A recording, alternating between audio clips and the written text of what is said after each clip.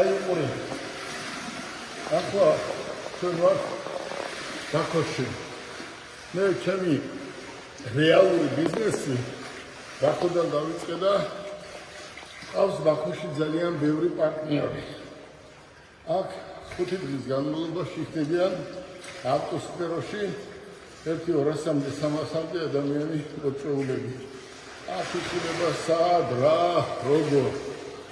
და წარმოიდგინეთ დღეს შეხვედრაზე სოფლიო რუკა და აი ამ სოფლიო რუკაზე წარმოიდგინე ხელი დაადო ერთმა არაბმა და თქვა რომ კიო ბაქო არისო დღეს ზესახელმწიფო დუბაიცო ჩინეთიცო გერმანიაცო ამერიკაცო თურქეთიცო მაგრამ ესე მითხრა პირდაპირ რომ გელა თქვენ რო ქვეყანა გაქვთ თქვენ რო ხართ ხალხი ესეთი მეორე დედამიწის გულზე არ არსებობს. აი წარმოიდგინე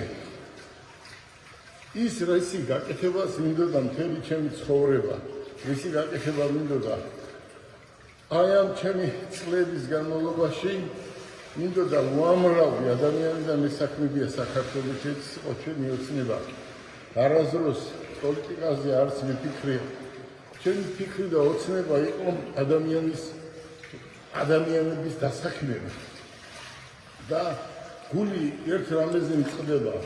ყველა ქვეყანაში ხო შეიძლება რომ მიღებული ვიყო და ყველა ქვეყანაში მიღებული ვარ. და ამ 300 ადამიანში დღეს მე ქართველი ნომერ პირველი ვარ, ამას ყველა ხედავს. მე მიყავს აქ პარადი. როგორც მინდა ისე ვატრიალებ ყველას და ყველაფერს. ხვალ ჩვენ ალიევის საფლავზე გავდივარ მოვინახულებ. და ჩემი სიტყვა აქ ჭრის ბევრ სიტუაციაში.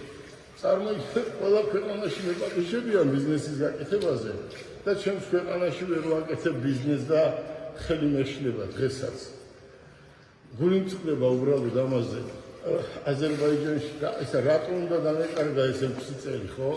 და ორი მივამატოთ 6-7-8 წელია არ ყოფილვარ აზერბაიჯანში და ბაქოში და დღეს ბაქო არის მართლა ზესახელმწიფო.